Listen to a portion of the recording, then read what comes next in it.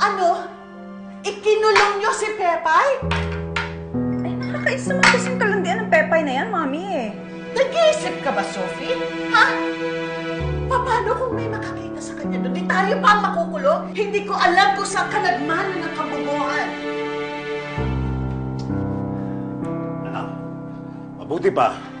Tumawag ka sa isang staff ninyo na may susi at pabalikin mo sa shop. Sige na, bago ma-high blood lalo ang mami mo. Ngayon na, ha? Ngayon na! Inuputo ngayon! Text ko na. Kakainis, wala naman signal dito. Pero swimming na tayo. Sige, Daddy, ano yan? Naku, mag-swimming na lang tayo. Ano ang mabulok ng Pepay na yan?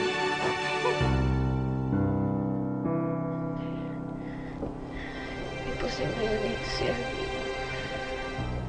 Nagugutom na talaga ako. Kailangan ko nang lumabas dito.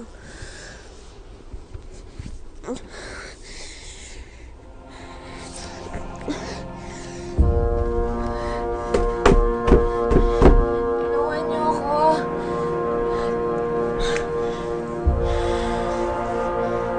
Labasin niyo ako dito.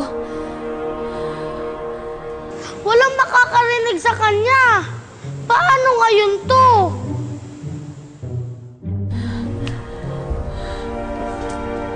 Delfina. Delfina, kung nandito ka, tulungan mo ko. Delfina, hindi ko na kaya. Paano hindi makabalik sa Elpino? Anong gagawin ko?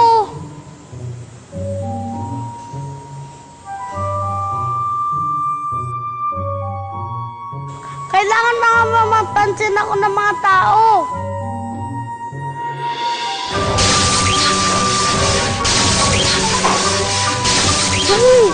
Uy, hindi ako multo! Bumalik kayo dito, hindi ako multo! Andito ako, hindi ako multo! Alam ko mahirap paniwalaan, pero yun ang totoong nangyari. Nalalagyan yung mga sapatos kahit walang tao sa loob. Sigurado ba kayo walang tao dito? Anong stall ito? Sa Sandoval po. Teka, Sandoval nga ba yung sinasabi niyo shop? Opo, sir. Well, let's go. Ako mismo sasama sa inyo. Tara. Tara po. Delfino. Ang totoong nandito ka. Tulungan mo naman ako. Hindi ko na kaya mag-isa.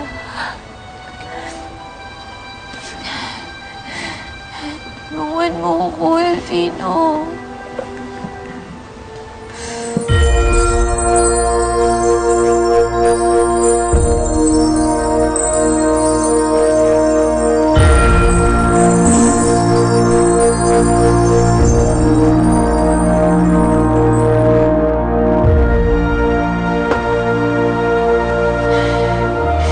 Tulungan niyo ako.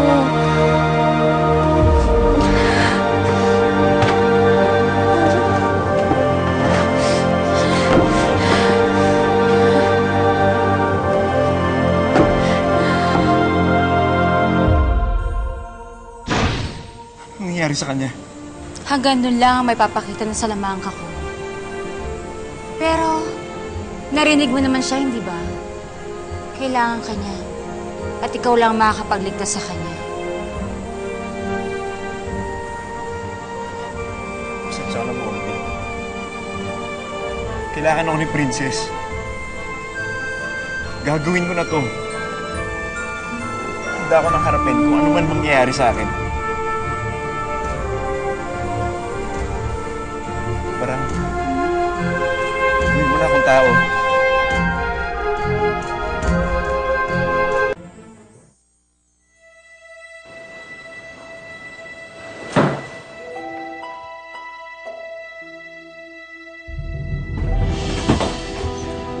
Pepay!